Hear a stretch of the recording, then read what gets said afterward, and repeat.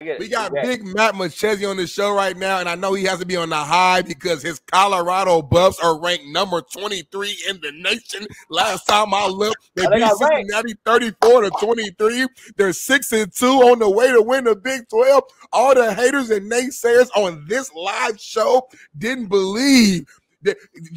Dion asked us, do you believe? And Coach JB did not believe. He said there was no culture, Matt. He said that this team was the same team as last year, Matt. He bet me $1,000 that they wouldn't win more than 5 games, Matt. They're eligible for the first time in years, Matt.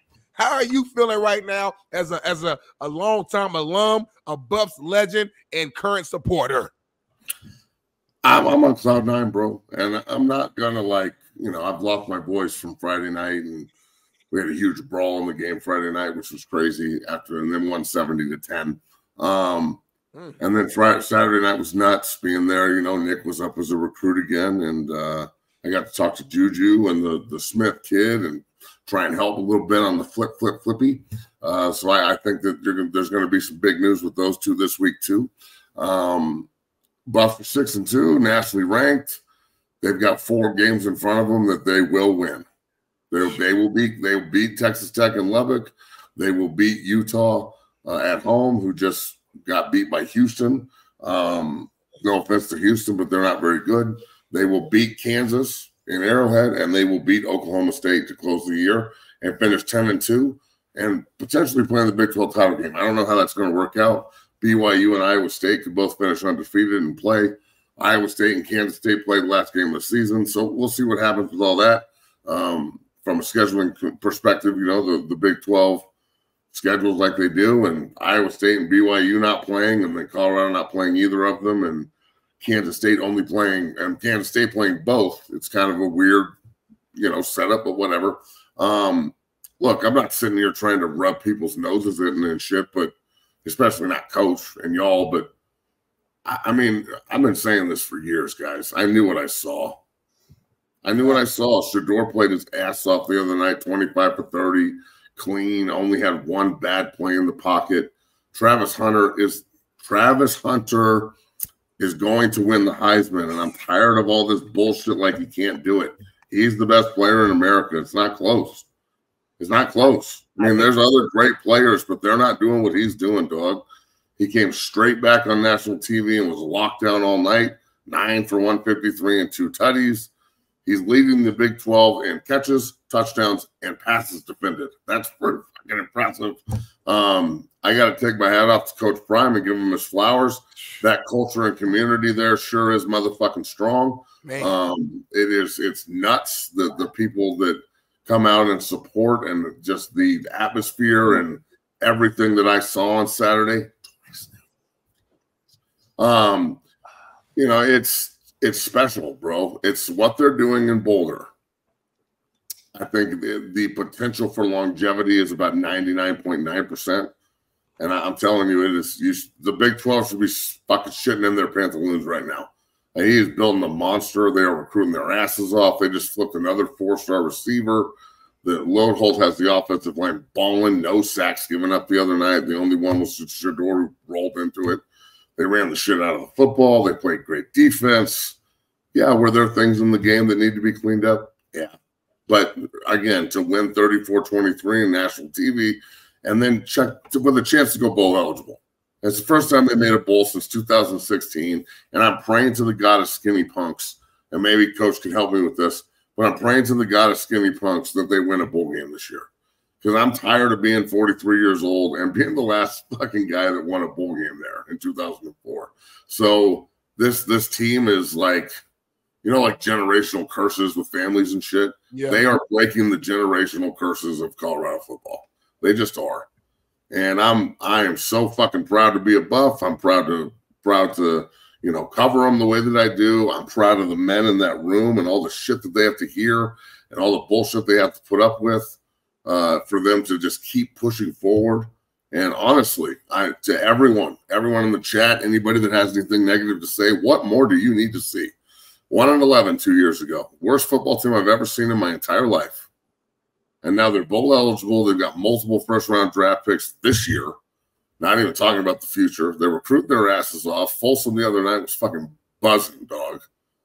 Every celebrity in the world that's worth a shit wants to be involved. It was incredible, bro. Like I was walking onto the field, and Bakhtiari and a bunch of the old players were there, and it was just like, "What up, dog? Hey, blah blah blah. This is fucking sick. This is unbelievable. Oh my god, I can't believe blah blah." And everybody's just on cloud nine. So, you know, even Derek Wolf, we had him on the show on Friday. He was a great Cincinnati alum and an unbelievable friend of mine, and even he was like, "I've never been to Folsom before. This place is crazy. Deion's really building something. You guys are a good-looking football team, blah, blah, blah." So I'll shut up now, but 6-2 feels good. Being nationally ranked feels good. All the haters still talking shit. That feels good. Stay on. It's okay. You can come with us if you want, but you can also stay there and sound dumb as fuck. I love it. Deion took my line. He said, "I think we need some new haters. Our old ones are starting to like us." I said that first, by the way. Throwing that out there. I need to trademark that. Well, that includes you. Are you starting to like him? No. Here's the thing. Hey, but kudos to you guys for winning the games you're supposed to win, dog. It really is. People don't realize. Come on, JB. Come on, JB, for real, bro. At some point, you got to. Did you pick Cincinnati? At some point, you got to take the L, JB. And you know what? I was wrong about 10 games. What are you going to say then? Wait up. So they're supposed to lose to Cincinnati? Well, did you pick Cincinnati? Yeah, I pick every team. I'm picking the next team too. I'm just saying. What I'm saying, who they play next? They have a bye, and then they go to Lubbock. Well, they better beat bye. They better win that fucking week. And Matt knows what I'm saying. I'm not fucking around. That's a serious thing. I'm sure they will. That's a serious thing. Winning bye weeks, real thing. Because you could fucking lose bye weeks, as Matt will tell you. You can. No, they lost the last bye week, and it didn't go well. Usually, this team learns from their losses, which is incredible. But I'm not even talking shit. I actually was going to be positive. I'm not even trying to talk shit. Congratulations to being 6-2 and winning those games you're supposed to win. You say it every day on the show. You two come at me and say you're supposed to win whoever's on your schedule. You can only handle what's on your schedule. Do you not say that? I don't understand why you say that. Hold on, you're a smart man. And you about 30 minutes ago, you called me out because you said, I say shit in a condescending way where like I say something, but you know what I really mean. When you come on this show and you say they're winning the games they're supposed to win, JB, stop. I'm your homie, Matt. I'm being honest. But again, what is it going to take for them to switch you? Is it just the logo at this point? Like, is it just the fact that I'm an alum and like we're on the show? I don't get it. I'm a Colorado guy my whole life. What do you mean? I know you are. So why? What is it going to take, dog?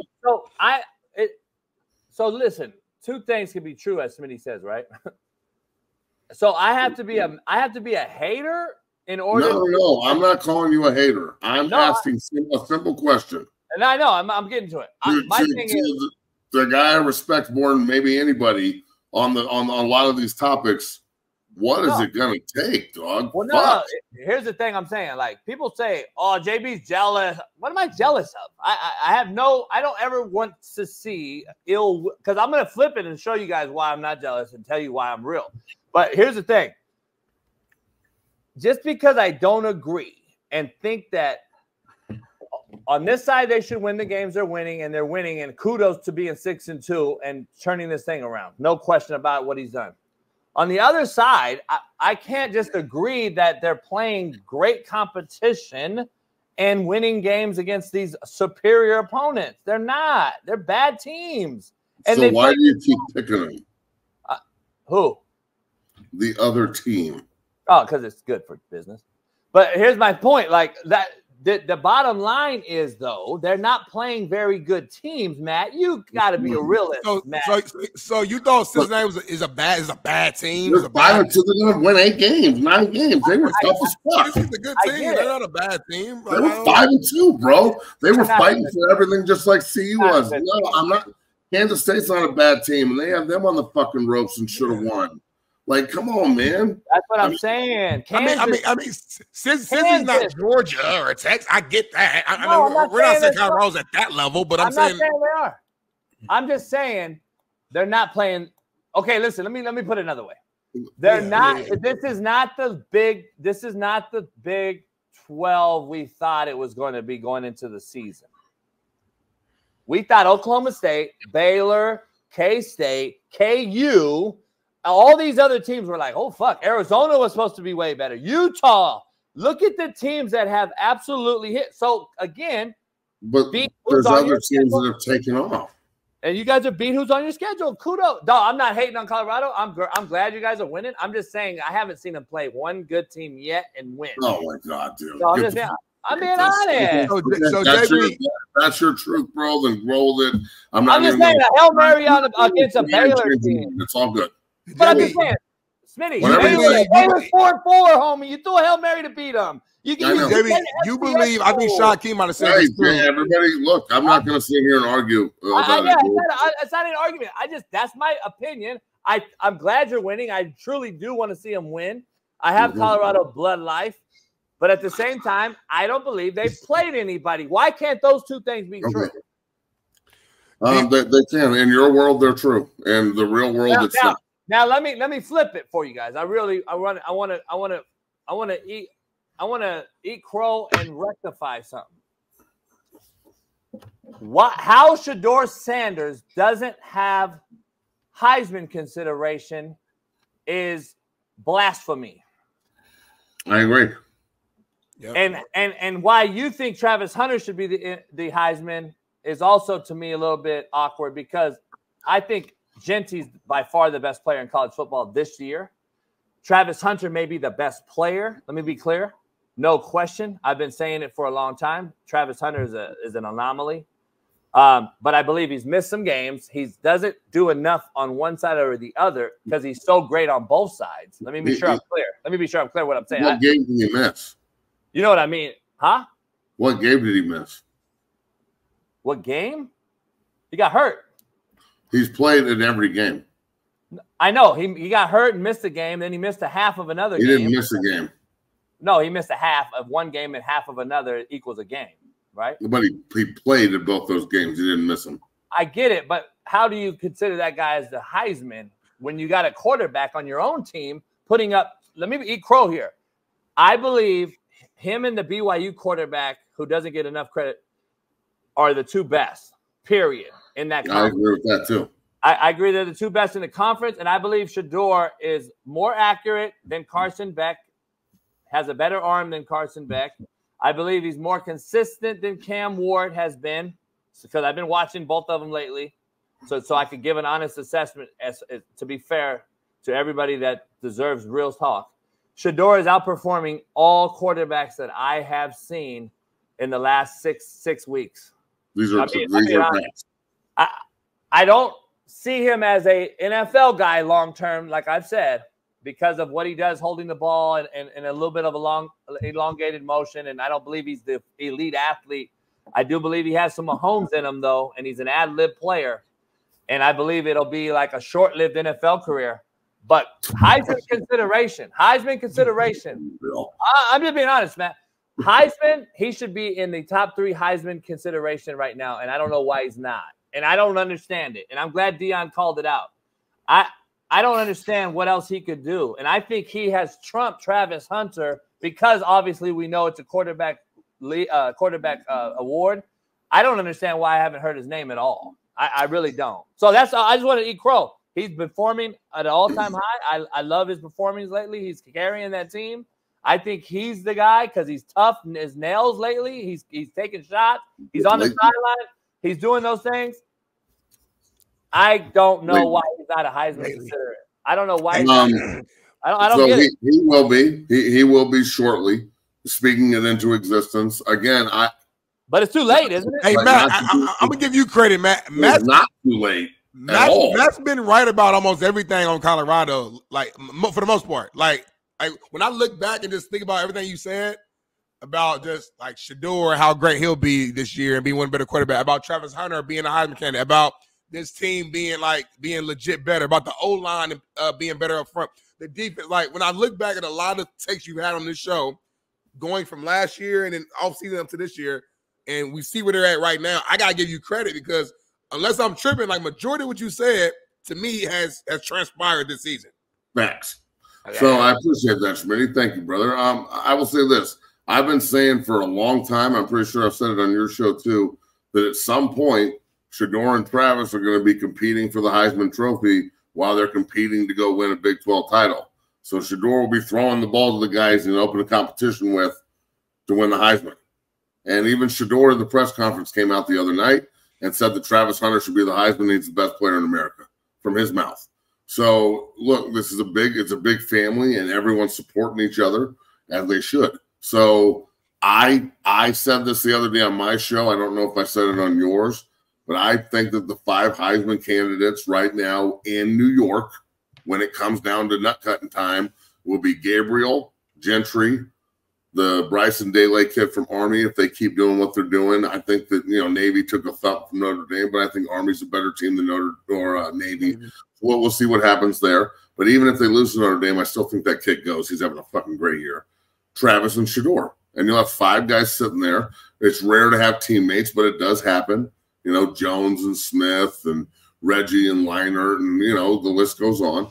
So I know that some people haven't been talking about this, but I'm not one of them. Look, man, I take away the logos and the fact that they're at Colorado. The way that they are doing things in Boulder is going to revolutionize the way things are done in the NIL transfer portal pay players era. Other than Indiana, I haven't seen anybody play this system like a fiddle better than Coach Prime. And he went last year was a test run on what they didn't want. Like, we're going to try. We came in late. We're going to try and get some good players in the portal. We got some coaches that we'll see. And then all of a sudden this year he goes, okay, I know exactly what I want, and I'm going to get that shit, and I got the time to do it. So, with Smith and Lewis being there the other night, obviously my son Nick was up there as a recruit with some other Dungeon family guys. But I talked to Smith openly about this. Like, yo, come play right tackle for us immediately. Like, this kind of shit that we're onto here. Yeah, this place is incredible, blah, blah, blah. Juju looked at home, dog. Like, they treated him like a king. And, brother, you're about to get the keys to the kingdom. So I don't think that there's any chance of this slowing down. I think that this is just the year that, the year that they earned the right to be in this position, going through all the one-loss games last year, finishing 4-8, all the naysayers and doubters, all the bullshit, everybody that's got something to say about community and culture, and this guy can't do this and this guy can't do that. They're eviscerating everybody's narrative that's not real. So, I'm not here to like point fingers and shit, but it's satisfying when, and I'm careful how I say this. It's satisfying when you get to shut people up, but it's more satisfying when that's not the goal. Like, their goal isn't just to shut everybody up. My goal as a pundit isn't to rub people's faces in it. Everybody can see what's going on. So there's a couple of things here. They're going to win out. They're favored in every game, and they should be. When they finish 10-2, I don't know if they'll get into the Big 12 title or not because of tiebreakers in Iowa State, BYU, Kansas State. I don't know. That's going to be crazy. The last month of the season is going to be nuts. But I'll tell you this. There is a 0% chance on God's green earth, as we call it, that the 12-team playoff committee leaves out a 10-2 at-large CU team. There ain't no way. They want the Sanders. They want Coach Prime. They know ratings drive, and if even say they're the 10 or 11 seed and they have to go on the road to Penn State or Tennessee or fucking anywhere. This playoff shit is going to be so fucking dope. Even if they're not in it, the playoff games are going to be incredible. College football's humming, and I'm excited about the future, dog. I can't sit here and say that I haven't been this excited about a CU team since I played. Like, this is fucking awesome. And a good thing too. I'll add one more note too. Just as you look ahead. That's like Colorado does finish the season 10-2 or even 9-3, right?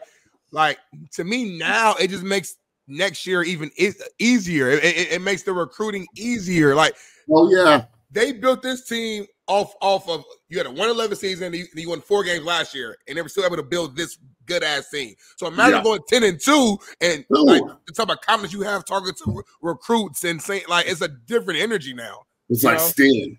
Yeah.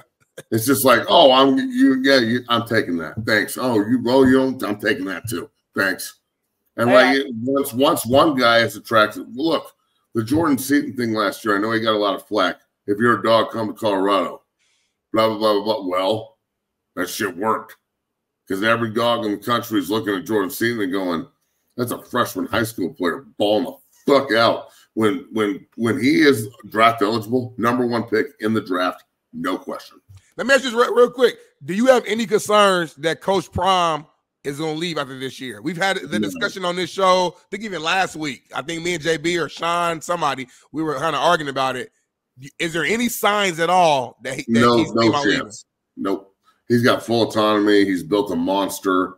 I think he's very comfortable here, and I'm not saying that in a negative way. I know comfort sometimes gets misconstrued. I know Florida State's struggling, but there's beef between Prime and Florida State back in the day that he doesn't forget shit. He keeps receipts. So I don't think there's any chance he leaves. I mean, to go do it again without Shedeur and Travis, like you've already built the foundation. You've got the young guys coming in that are extremely interested.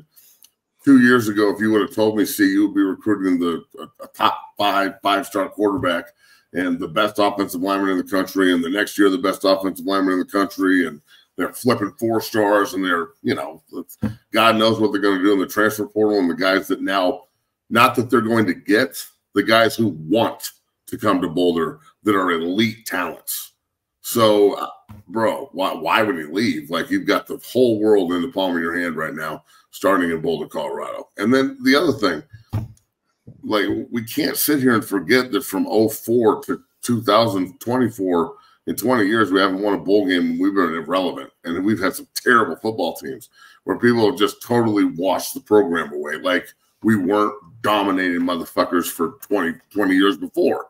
So that's the other thing is he's now turned the narrative in Boulder, and that the program is on the up.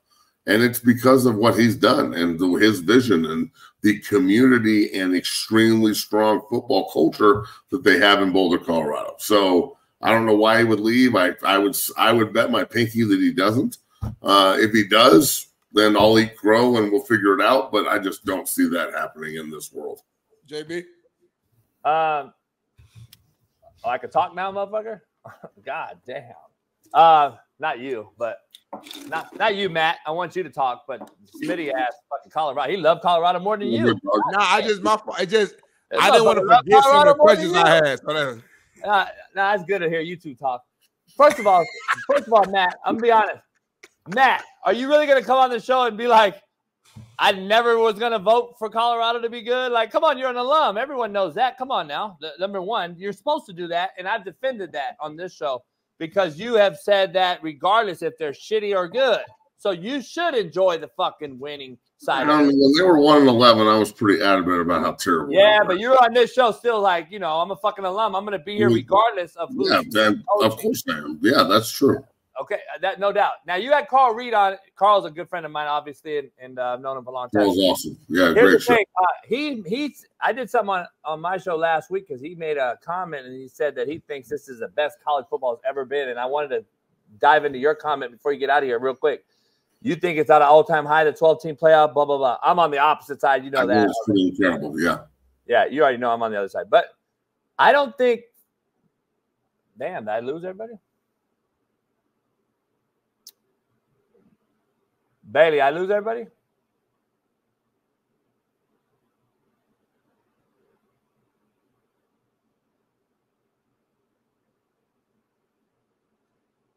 I don't know what happened. I have no idea what happened either. I don't know what happened. EMP. Did you guys leave? Was that just me? No. Everybody left?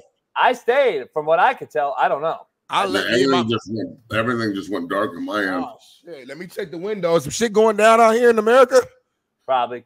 Kamala. For real? I mean, the voting is next. Huh? I mean, the election next fucking week. Let me check. Look out my window. Make sure ain't some shit going down. Now you good. BPS. Hey, Matt, I didn't agree with that because I think football is like watered down.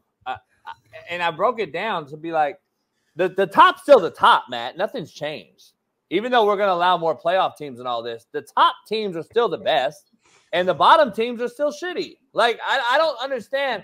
I just think we got a bunch of teams in the middle now beating each other, and I think that's, like, watered down. I don't think it's good football. Like, Kennesaw State beat Liberty the other day. Good for them. That's a huge upset. Yeah, but I'm saying that's no longer an upset in my opinion because we see that every day now. Every week there's a game like that. I don't think we do see it every week. But look, Northern Illinois beat Notre Dame, bro. Marshall beat Notre Dame. Like, and Ball State beat Northern. So what that mean? That's what I'm saying. Water down. Yeah, Vandy beat Alabama, but then they also ran with Texas. So maybe they're just not shitty. Maybe it's just watered down. Shitty. Maybe everyone's just not shitty, though. I disagree. I think the 12-team playoff. I think the 12-team playoff has now made it so there's 60 fucking teams who still have life starting in November rather than 15. I tend to think it's watered down. I tend to think it's opposite of what you're saying, Matt. You said everyone's not shitty. I don't think that could be true. How can everyone be good? I said maybe Vanderbilt's not shitty. I'm saying no. I don't think they're shitty. In general, it's the transfer portal and whatever you want to attribute it to. I think college football has maybe never been more competitive and entertaining, bro. It is awesome, and I agree with Carl. And we talked about it on my show, and I'm sure you talked to him about it. He was there on Saturday night, fucking out there, Carl Reed giving the gospel the way Carl Reed gives the gospel. And I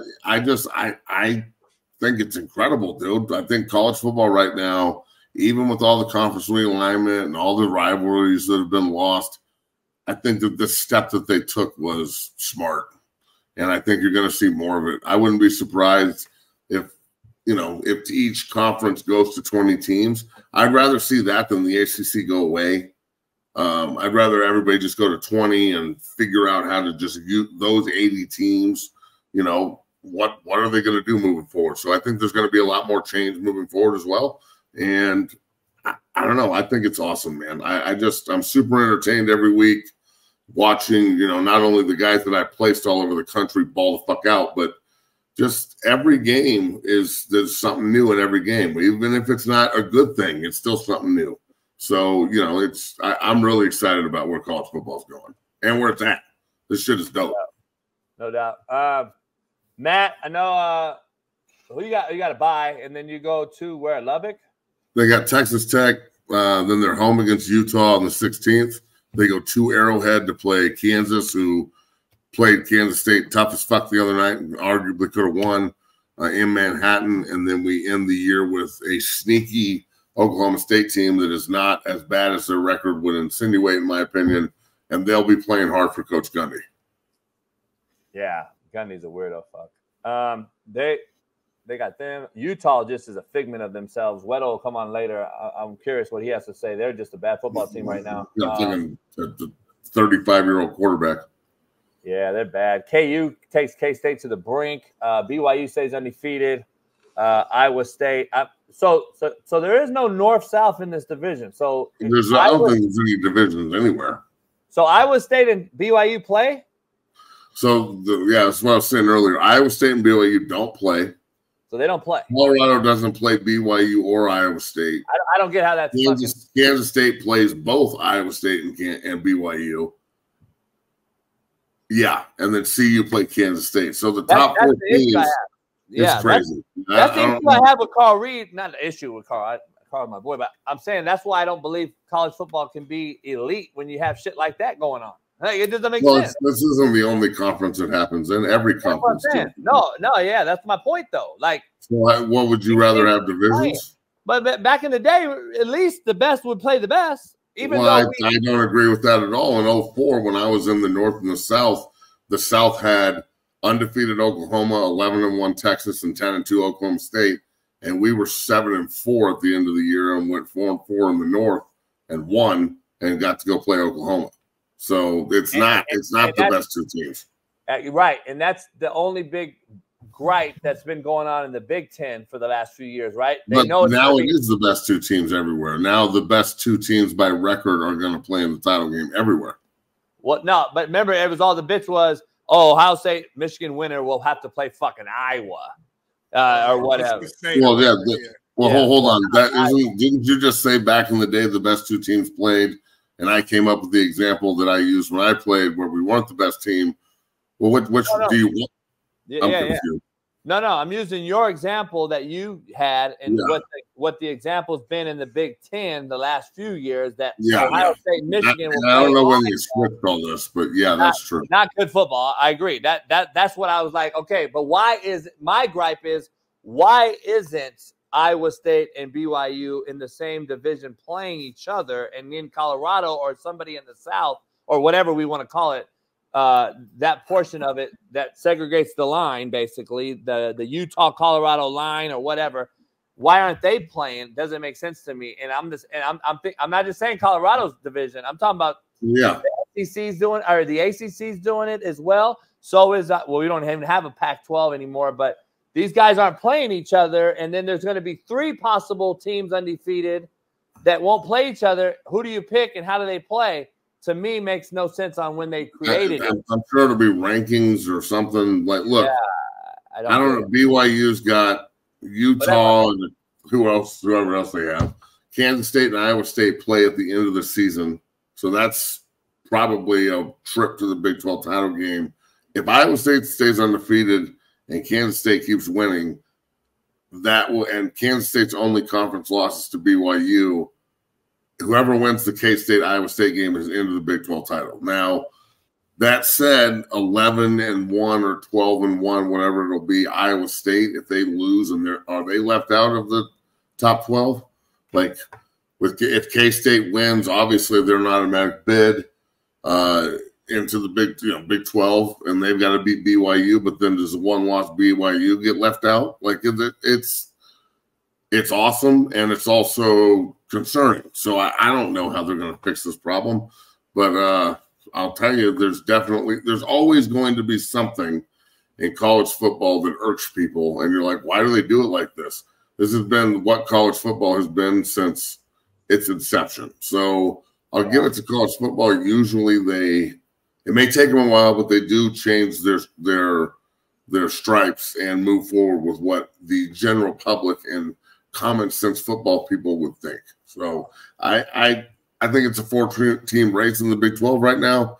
CU's the 4th team because they lost to K-State, and then Iowa State and BYU are at the top of that. It'd be nice if they played each other, but they don't. So, it kind of is what it is, and you got to just deal with the politics of college football and the voting system and everything. I'm not mad at it. I'm just saying it is what it is.